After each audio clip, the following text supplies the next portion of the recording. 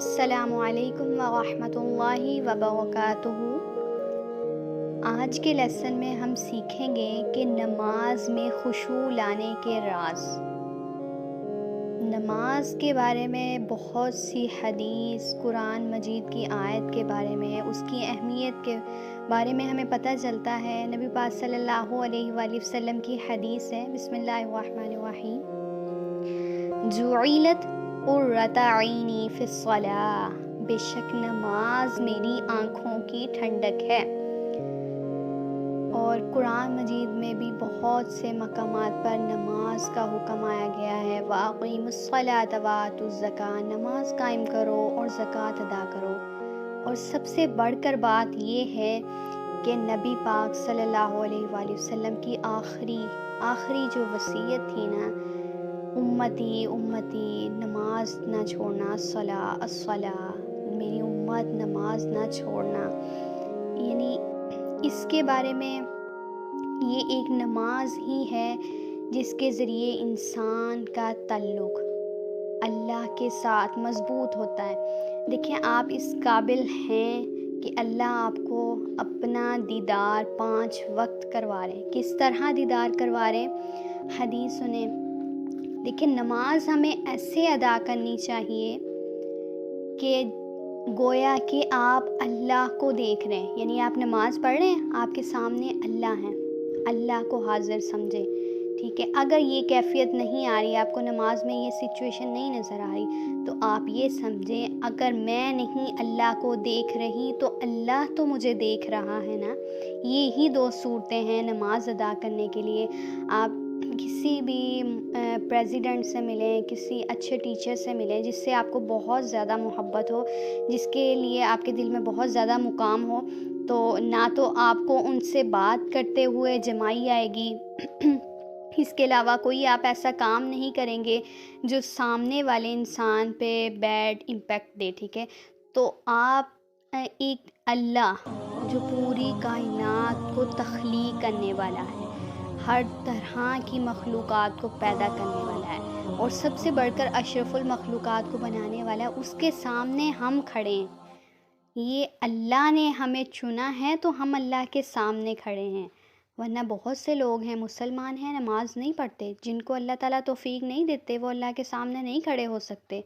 آپ دیکھیں کہ اللہ نے آپ کو اپنے آگے کھڑا کرنا پسند فرمایا ہے۔ تو اس طرح کی جب کیفیت ہوتی ہے نا، تو نماز میں خشوع آتا رہتا ہے۔ جب آپ یہ تصور کر لیں کہ اللہ مجھے دیکھ رہے ہیں، اگر اللہ نہیں دیکھ رہے ہیں تو یہ سوچ لیں میں تو اللہ کو دیکھ رہی ہوں نا۔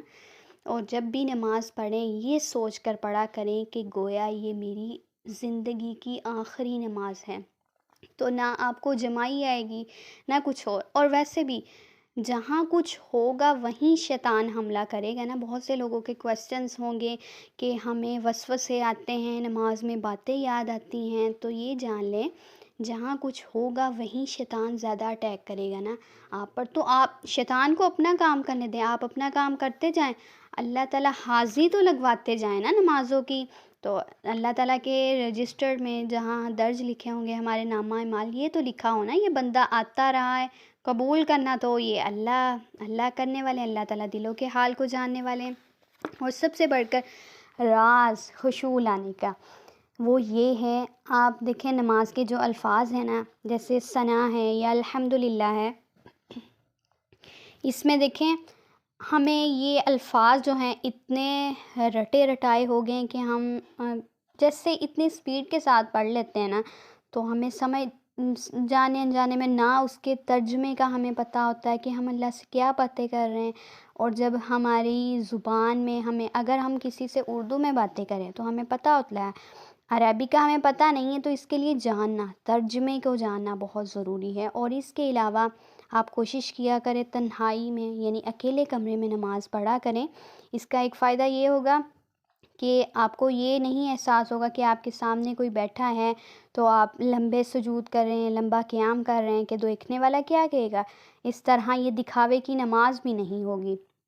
اور اس کے علاوہ آپ اپنے نماز کے الفاظ ادا کرتے وقت اس طرح پڑھا کریں کہ آپ کے کانوں تک آواز آئے، ٹھیک ہے۔ جب دو سینسز کے ساتھ پڑھی جائے گی نا تو یہ خوبصورتی کے ساتھ ہوگی، اور آپ کو یقین کے ساتھ میں کہہ سکتی ہوں آپ کو خیالات اس طرح کے وسوسے نہیں آئیں گے۔ اور سب سے بڑھ کر نماز کا ترجمہ سیکھ لیں، اور یہ بات جان لیں کہ جس نے نماز ترک کی اس نے گویا کفر کیا، اور سب سے پہلا جو کویسچن کیا جائے گا قیامت کے دن وہ ہوگا نماز کے بارے میں۔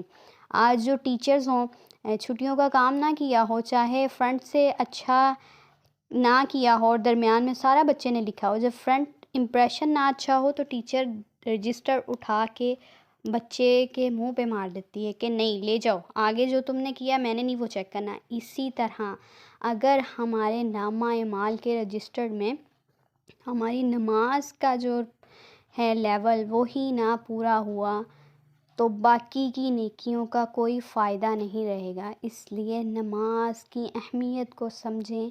ہمارے نبی کی یہ آخری وصیت تھی، کچھ کیا بہت خاص ہوگی اس میں بات۔ اللہ کے سامنے ہم سجدہ ریز ہو رہے ہیں، اللہ کو سجدوں میں تلاش کریں، کسی انسان کے لیے نہیں، اللہ کے لیے سجدے میں جائیں، اللہ سے اس کا قرب مانگیں، اس کی رضا مانگیں، اور جو آپ چاہتے جائیں گے آپ کو ملتا جائے گا انشاءاللہ۔ اللہ تعالیٰ آپ کو اور مجھے، ہم سب مسلمان بہن بھائیوں کو 5 وقت کا نمازی بنا دے، اور ایسی نمازوں کا پابند بنا دے کہ اللہ تعالیٰ کو ہماری نمازیں پسند آ جائیں، اللہ تعالیٰ ہماری نمازوں کو قبول فرما لیں۔ اور بہت جلد نیکسٹ لیکچر میں آپ کو نماز کا ترجمہ آسان الفاظ کے ساتھ سکھایا جائے گا تاکہ آپ کی نماز میں خشوع آتا رہے، آپ کو سکون ملتا رہے، نماز ادا کریں تو آپ کو سکون ملے۔ انشاءاللہ پھر ملاقات ہوگی۔ جزاکم اللہ خیرا کثیرا۔